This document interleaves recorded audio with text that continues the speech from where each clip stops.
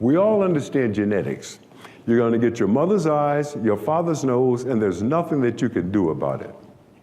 But the spirit of who you're going to become as a man or a woman, I believe that you can choose. It is indeed biblical. Scripture tells us that we are all born with a spirit that allows us to embrace God, whatever you perceive God to be. Well, that same spirit can be beaten down into darkness. I don't know how many of you all read my first book, The Pursuit of Happiness, but those of you who did, you met my stepfather. And there are folks who will say, I could have become him.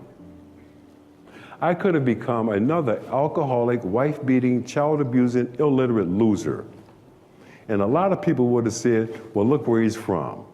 He didn't have a choice. Well, I did have a choice. I saw the light in my mother and in others with whom I did not share a single drop of blood.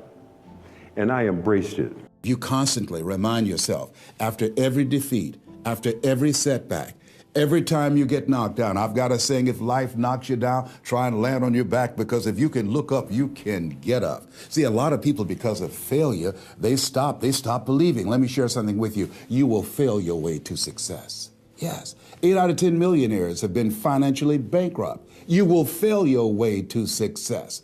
It doesn't matter how many times you fail. It doesn't matter how many times people tell you that you can't do it. It doesn't matter if you don't have a dime in the bank.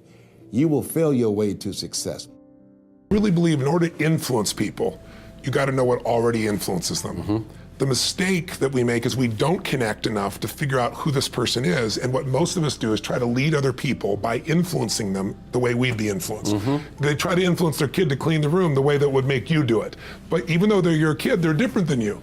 And so they're going to do it for a different set of reasons than what you would do it for. You might have done it because someone told you to, but your kid's going to tell them all day long, that's not it. There has to be something else. It's a sense of freedom they get from it, or a sense of mastery, something that's going to move them. So I always say there are two things that influence everyone. If you want to be a leader, you have to know how to change other people's states. A person is in a no state, a person's in an angry state, a person's in a frustrated state. You have to be able to influence their state, because if you change their state, you're going to change the result they get. But the second thing you have to understand is, what are people's blueprints? Blueprints, my shorthand for what are their values? What do they believe? What do they fear? I always say to people that life is found in the dance between what you desire most and what you fear most. If I want to lead you and support you, I got to know your goals, your desires. I got to know what you're scared about, what you're fearful about, what stresses you out. And if I understand that, I can communicate in a way that'll inspire you to maximize, not only when I'm here, that's management. Leadership is I'm gone and you've raised your own standard and you're going to continue to perform at a higher level. You got to be willing to do it afraid. See, you might be waiting for the fear to stop. Well, Lisa, I heard this so many times. Lisa, I'm afraid, what do? Do it anyway. Lisa, I'm afraid, I don't quite know if I should move. Move anyway. I don't know if I should leap. Leap afraid. And then gather your courage on the way down. And if you don't get it before you hit, you was gonna hit anyway. I'd rather die leaping than on the edge figuring out how to get the courage to leap. Yes, yes? Yes, yes? So many times we're waiting. I'm waiting to get something right. I see your hands going up. You guys know if it's your truth, you can raise your hand just like we did on day 0. You're just kind of waiting. You're waiting to get everything in order. You're waiting so that everything is in you, it's together. You're waiting to not be afraid. You're waiting to have the courage. You're waiting to have all the money. You're waiting to lose weight. See, if I waited to release my unwanted pounds before I got in front of you, Lisa Nichols would be the secret. Yes, yes? I thought, how about I just leap with my imperfection and then find my form of perfecting my imperfection while I'm soaring? How about I do that? How about you not wait to get it right? You figure out, how does it look doing it wrong? How does that look? Because your 80% of right is somebody else's 159% of what they needed. Yes, yes? And when you want to do it right, and you want to wait till you're not afraid, and you want to wait till you have it all together, oh, you made it about you. again. See, Nelson Mandela did it. He just did it not knowing if it were right. Mahatma Gandhi just did it not knowing if it were right. Mother Teresa just did it not looking for affirmation or confirmation. Is this right? Martin Luther King did it not even knowing if it would happen before his life ended. I mean, what are you waiting on? Are you willing to do it afraid? Are you willing to do it knowing that you got so much work to do to get it better, to get it more perfect? But are you willing to do it inside your imperfection? Do you realize that in your imperfection, you're perfect for the job? As a young guy, 23 years of age, I had the opportunity of a lifetime. I had a chance to go to work for and become the protege of one of the top young heart surgeons in the country. His name is Dr. Robert Ellis. We both met while we were in the military. I was a U.S. Navy hospital corpsman. I was 23 years old, single, no children. I had a chance to move to San Francisco, California. I took the job for $7,500 a year. Dr. Ellis and I worked together for 4 years. We co-authored and published numerous articles in major scientific journals. About this time, I met, fell in love with, moved in with, and had a child with this beautiful woman who had just graduated from the University of California Dental School. Becoming a parent for me was the most important, precious, and loving thing I'd ever been a part of in my life. I was one of those little boys who grew up without a father. And not just without a father, but with a stepfather who was fond of reminding me every day, I ain't your daddy. You ain't got no daddy. Sometimes putting a 12-gauge shotgun right here just to make his point. I didn't know what a commitment was, but I knew what a promise was. And I promised myself as a 5-year-old boy, when I grow up, become a man and have children, my children are going to know who their father is. So when I became a parent, there wasn't just some biological extension of the bloodline. There was a whole lot of stuff came with that. I had worked my way up to the top of the pay scale at the university. I'm now making $17,500 a year. My ex had not passed her boards, she couldn't practice, and we got a baby. We're a young family. I had to forget about a possible career in science. I had to forget about maybe becoming a physician. I got to take care of a family. I got a real job. I went into sales. I went to work for a distributor of scientific products. The computer industry was in its infancy 40 miles south of San Francisco down in the peninsula. We moved across the bay to Berkeley, California to save money. It meant a nightmare of a commute, but you do what you got to do. But I was now making $25,000 a year. And I thought, man, we're going to be okay.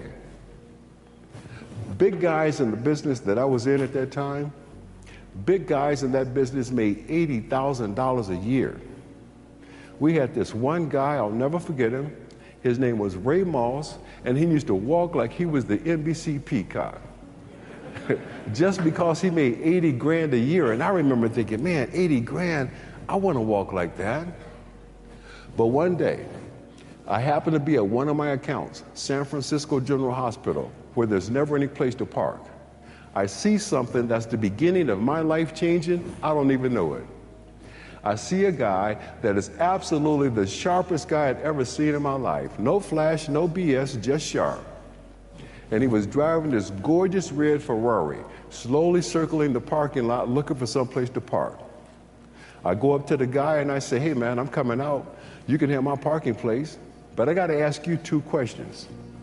The 2 questions were, what do you do and how do you do that?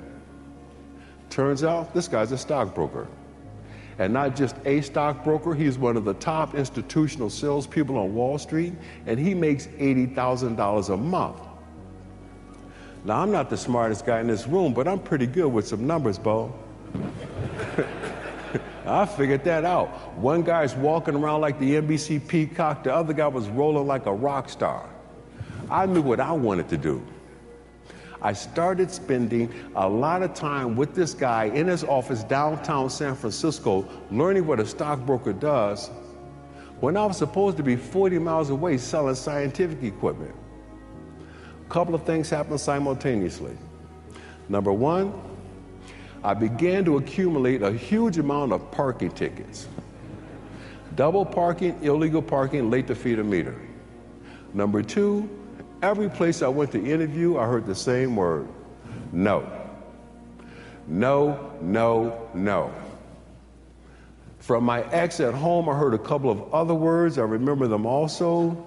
I believe they were delusional and unrealistic. She had a point. Major Wall Street firms have begun to require an MBA just to get into their institutional training programs. I had never gone to college. Didn't mean I wasn't smart. Didn't mean I wasn't bright. I just didn't have a college degree. But I kept coming back. I interviewed for a year. I've been asked many times, you interviewed for a year to get a trainee slot with no guarantee. Do you think it was racism? No, absolutely not. There's another ism, something called placism. Think about it. I had never gone to college, did not come from a politically connected family, had no money of my own to invest in the stock market. Who's going to do business with you? That's placism. That could affect anybody in this room. But I kept coming back. And I kept coming back for one reason, for a full year of interviews, and that one reason was my mother. I had one of those old-fashioned mothers who taught me from the very beginning that I could do or be anything I wanted to do or be. Apparently, I took it too far. I made up my mind, my first ambition in life, I was going to become Miles Davis. Mama said I could be anybody, I chose Miles. I studied music, music theory, I played trumpet for 9 years. I got pretty good. People would ask me as a little boy, what you gonna be when you grow up? Man, I'm gonna be Miles Davis. My mom heard me say it one time too many. We sat down one day at the kitchen table and we had what I call the talk. And she explained to me, she said, baby, you're pretty good with that thing, but you can't be Miles Davis. Ain't but one and he got that job. And when your mom put it to you like that, you gotta feel that.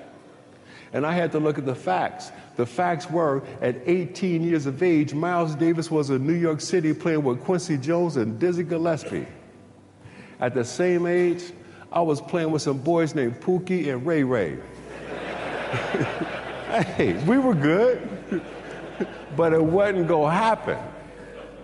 But the point is, another key decision was made as a young guy, and that decision was I was going to become world-class at something. I just had to find that one thing that turned me on as much as the music did. And the very first time that I walked into a Wall Street trading room, I knew, man, this is it. The ticker taper's rolling, the phones are ringing off the hook, people are screaming and shouting out orders, bodies are flying all over the place, tickets are getting stamped, and what looked like chaos to anybody else, for me, it was like reading a sheet of music, and I could feel it. And I knew, this is where I'm supposed to be. I wore one branch manager down to the point that he says to me, Gardner, based on persistence alone, we're gonna give you a shot. I believe that leadership is really a skill of influence. It is the most important skill that any human being can master, and I don't think of leadership as a position. I see it as a skill, a tool that all of us have to have. In other words, the quality of your life, I really believe, comes down to your level of leadership. Other people don't have to follow you to be a leader, but you have to live life on your terms. And the first person you have to influence is yourself. You know, whether you're fit or fat, whether your kids are on drugs or not, it's who has more influence, the guy on the street corner or you. Whether you're fit or fat is, can you influence your own hands, your own body, your own mind to do what's necessary? So I think to be able to influence the thoughts, the feelings, the emotions, and the actions of another human being, that's what leadership is. I went to the next mode necessary to start talking to people and seeking and asking for what I wanted and leveraging relationships and trying to find out how do the people do it that went ahead of me? How do they do it? And then what is it I need to do? How is it I need to train myself, to develop myself? What's the resources that will be required in order to make it happen?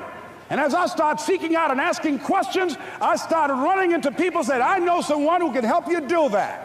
and they help me get connected with those people. Remember, we have so much energy that can take us so far. It's necessary that you hook up with some other energy that can take you to the next level. I hooked up with them. They said, let's go. I said, away we go.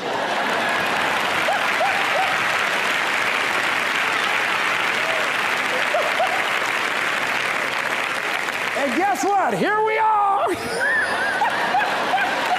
I love it. You want your stuff? It's necessary you take responsibility for it, that you make it happen, that you don't give up, that you don't take any objection or disappointment or defeats personally, that you keep on keeping on, that you don't decide that I can't make it because you can't see the light at the end of the tunnel, that you realize that's a part of the program. And here's something you've got to resolve. Say this to yourself every day. See, as long as you're breathing, you got a shot at your dream. That's the way I resolve. Say this, please. It's not over until I win. You got that right.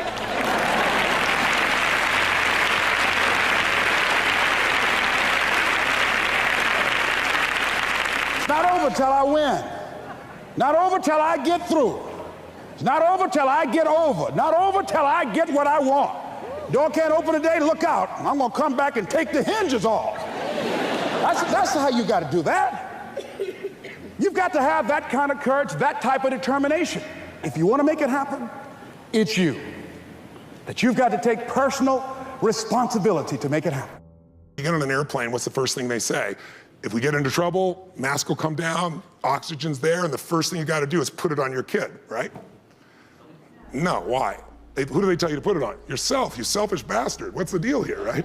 But it's because if we don't take care of ourselves, we can't take care of them. So for leaders, what I always tell them is, it's you first. It starts with you, and it starts with your psychology. 80% of growing a business, if you look at what the chokehold is on a business, it's always the leader. And 80% of that chokehold is the psychology, and 20% is the mechanics. I mean, people in this room know the mechanics and strategies beyond what anybody on earth knows in their category. So it's really about you being in the state where you execute. It's like I always tell people, knowledge is not power, it's total BS. Knowledge is potential power. Execution trumps knowledge every day of the week, and so my life is, how do you get yourself to execute? And execution comes from learning to put yourself in that right state every day. I asked myself when I was trying to compose my thoughts, what would I want to hear from someone today? Would I want to hear more about the state of the economy, Wall Street bailouts, or the job market? No. I would like to hear from someone that, you know what, amidst all this chaos and turbulence, there's an opportunity to create a new vision of the American dream. That's what I would like to hear from somebody today. A new vision of the American dream as great as any of the visions and dreams of our forefathers, founding fathers, and ancestors.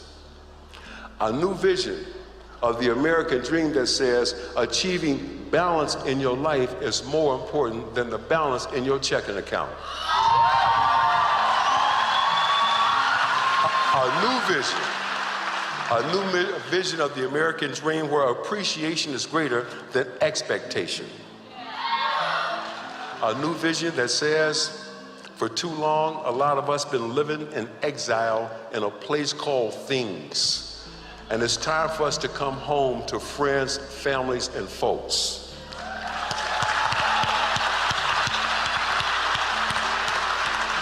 I submit to you today that this new vision of the American dream means that what you do does not define who you are. A new vision that says, do not confuse your net worth with your self-worth. A new vision that says, hey, stuff, toys, and things exist, but they are not necessary for you to be happy. This vision I submit, firmly rooted in the past, appreciative of today, but clearly focused on the future that we can choose to create. And my last words to you today will be this. A lot of other folk will tell you that the sky is falling. I will not say that to you. I will not tell you that the sky is falling. I will say that those are pennies from heaven.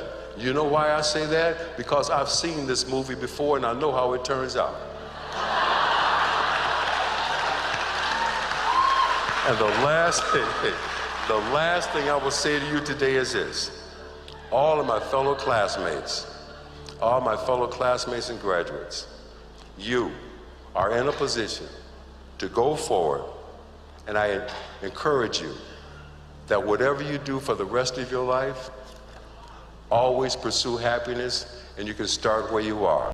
When you're in a negative state, you don't perform at a higher level. When you're in a negative state, it affects your biochemistry, affects your immune system. You're in a negative state, it affects the people around you. When you're in a great state, perform better, enjoy life more, greater impact, all the above. So it's intelligent to be in a peak state. But you know, you only can manage what you measure, like a business. You know, when I take a company over and turn around and start measuring things, and I measure the most important things, and the more you measure, the better it'll get. Because you get more, instead of measuring once a year, if you're measuring, once a week, you got 52 times to improve it versus one.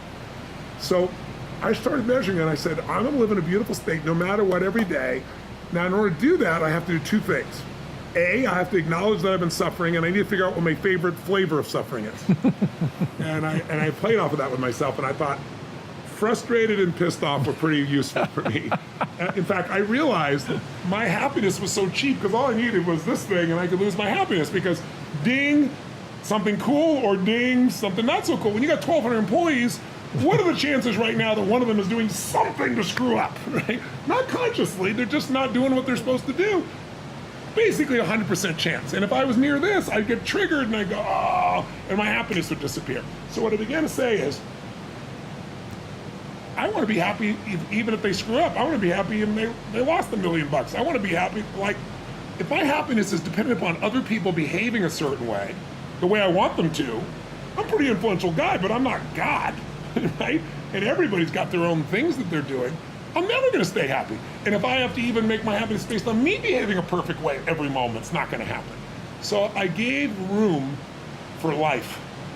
And I decided to make a real decision. That's my invitation to people here, and then I'll answer your question about how I know. First, you got to make the decision that says, life is too short to suffer. I mean, I don't know what's going to happen in your lifetime with your children, with your wife, with your economics, with your business. I'm sure you're going to do well, everything, but there's things outside our controls. The government could change the rules on something, right? The rules have changed before around direct marketing and on the web and so forth. Somebody in your family could get very ill. Someone can die in our families, right? No one wants to talk about it, but it can happen. If your happiness is only going to be when everything matches how you think it should be, you're not going to be there. And my view is that there's power in happiness. We downplay it in this culture. When a person is happy, they attract other people. When a person is happy, they live longer. That's a fact. When people are happier, they earn more, right? They do better in their careers. I mean, these are physiological, these are measured facts in our society, and yet we poo-poo happiness in our world. Like, oh, it's being enthusiastic or something like that. No, it's being inspired, in spirit, feeling alive. So what I did was, as much energy or passion I had before, I still had that, but what I found was what was the stuff that would suck away that energy? And so now to answer your question, how would I know? Number one, I put the line in the sand and said, these are the ones I tend to drop into. I'm not doing it anymore, and if I find it, I created a rule. I got 90 seconds to get out.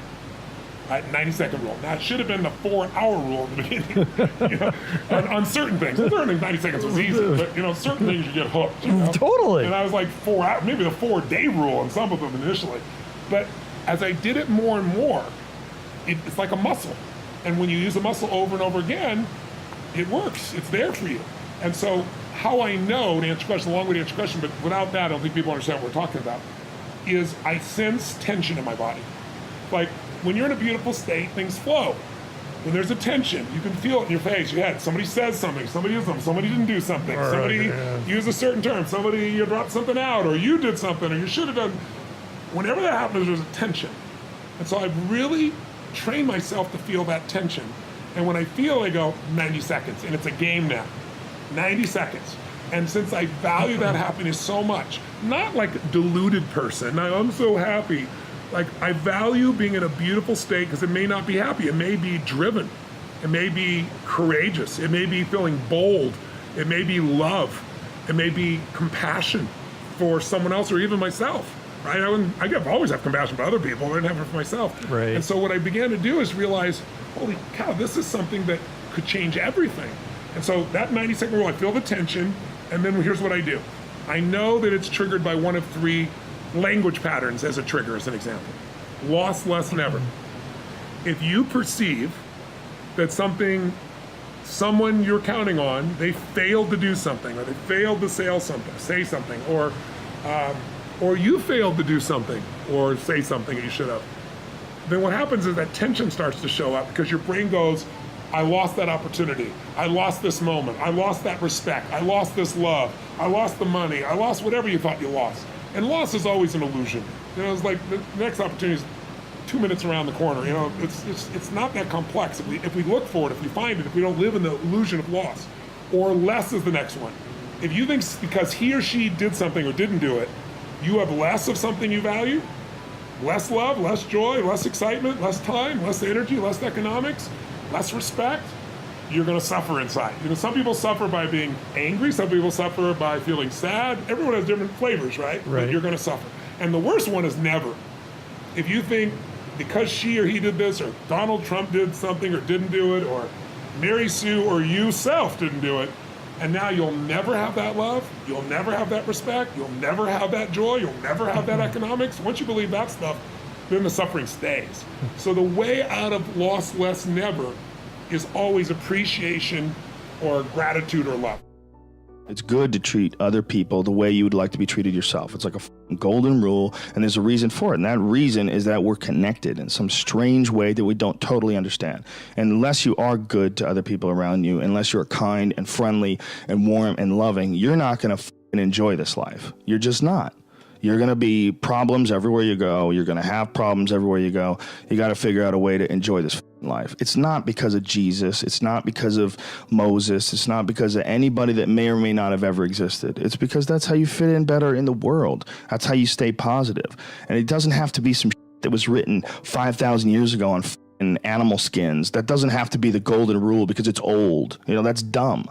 We need to figure out, like, now, today, what is, the best way to live your life? What is the, there's got to be ways you can be putting forward the most positive energy. I mean, we know objectively what's causing pollution. We know objectively what's causing birth defects, and we're taking in too much chemicals and not enough vitamins. We know objectively all this stuff. We know how to organize our world, and yet we don't do it. We know how to organize our health, and yet very few people do it. We know all these things. The right path to, like, being like a happy, healthy person is to do all the shit that we already know you're supposed to do. Take care of your body, take care of your health, take care of your mind, your stress, meditate, be kind to people. We all know that. I mean, you ask anybody, they know how to get by and to be the most evolved version of you that you can be. I mean, it's not like a magical checklist. If you talk to people about it, you said, okay, here you got a person, you want to improve them. What are the things you're going to do to them?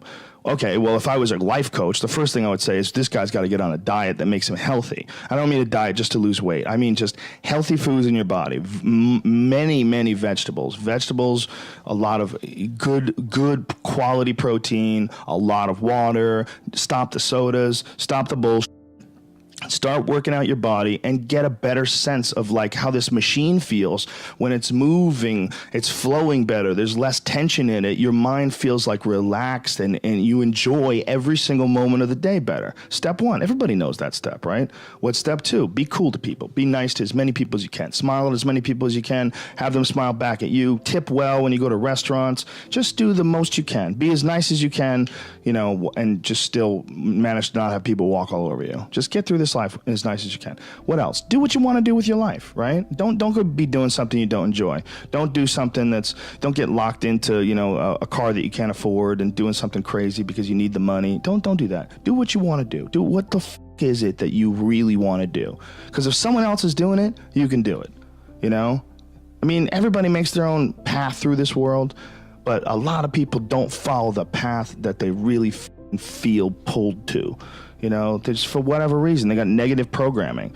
When they were kids, someone told them they couldn't do it, or told them to take the shortcut, or take the shore route. That's a sad thing, man, when you talk to dudes, especially like talented dudes, and they don't follow up with what they want to do, How to do something is the wrong sequence to start with. Like, what's the strategy for being fit and healthy? It's not that complex, and yet 70% of the U.S. is overweight. It's like, You just have to do it. it's not a strategy problem. What it is why aren't they doing it? It's because they have a story. And everyone does this. Entrepreneurs, business people, everyone does this. When we get fearful, when we've tried something and we're not succeeding as fast as we want, when we are afraid of failing, we come up with a story about how it's not our fault or how we're going to do it in the future, because then we don't have to feel bad. Feeling bad makes us have to deal with it. Most people are overwhelmed, so they come up with a story about, I tried everything. If you tried everything, you'd be fit. You'd be healthy. Yeah. You know, I tried millions of things. Millions, name them. 3 things they did 50 times that don't work, right? But I think if you can come up, when you change the story, when you come up with a new set of beliefs, you'll find yourself finding the strategy or using the strategies that already work that are there that right now your mind says, oh, it won't work. And the best way to change people, you got strategy, story, is state. And I always share this with business owners. You've got to be able to produce a different state in your people. There has to be something compelling. There has to be a sense of mission. Some years ago, you wrote yourself a check. Yes, I did. I guess it's like 6, 7 years ago now.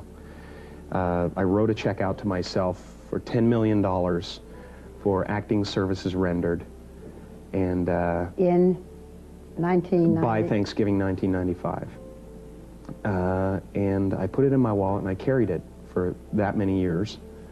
And what happened was, basically a few months ago, we did the deal for the mask for $10 million. $10 million payment for doing the mask. Right.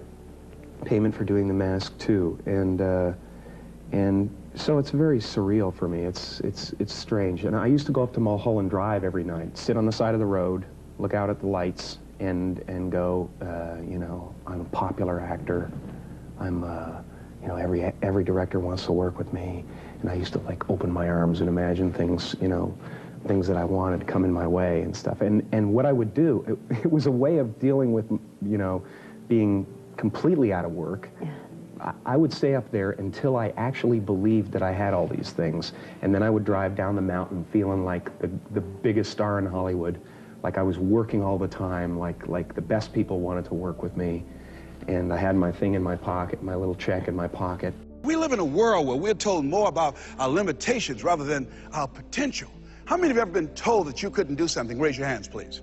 You know, MIT did a study that if I say to you, you can't do that, that 16 people have to come along and say, you can do that, you can do that, you can do that, to neutralize that, and the 17th statement that you hear, you can do it, will be the one that will finally stick. So you have to watch who's speaking into you. You've got to begin to monitor your mind.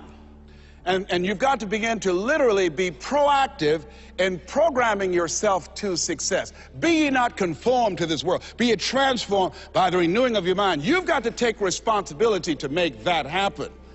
And as you begin to do that, you'll begin to see some incredible changes in your life. I understand now when Earl Nightingale said, all of us are self-made, but only the successful will admit it. As you begin to look at your dreams and look at your goals, write this down. Make know you're a vitamin. See, most people stop short of their dreams and park and get off the highway of life because of the rejections of life. You will always be rejected. It's no big deal. Jack Canfield said rejection is a myth. It's not like when somebody says no and then they slap you. No, it's just, you know, to me, make know you're a vitamin. Get excited about the no. Why? Because every time someone says no, that brings you another step to a yes. You're getting closer. Trust me, you will win if you don't quit. You will win if you don't quit. Even a broke clock is right twice a day. You gotta have a plan. Everybody's got a dream. Everybody's got a goal. What's the plan? And your plan has got to have something I call the C5 complex. Your plan has got to be clear, concise, compelling, consistent, and committed. You've got to have a plan. And when you're trying to do something that you're truly passionate about, there is no plan B. Okay. Plan B sucks. All right. Okay, so it's as simple as that. You got to have a plan. I mean, think about that for a second. 3 examples. Michael Jordan won 6 NBA championships with the Chicago Bulls because he was committed to plan A, not plan B. Oh. Oprah Winfrey became the queen of all media because she was committed to plan A, not plan B.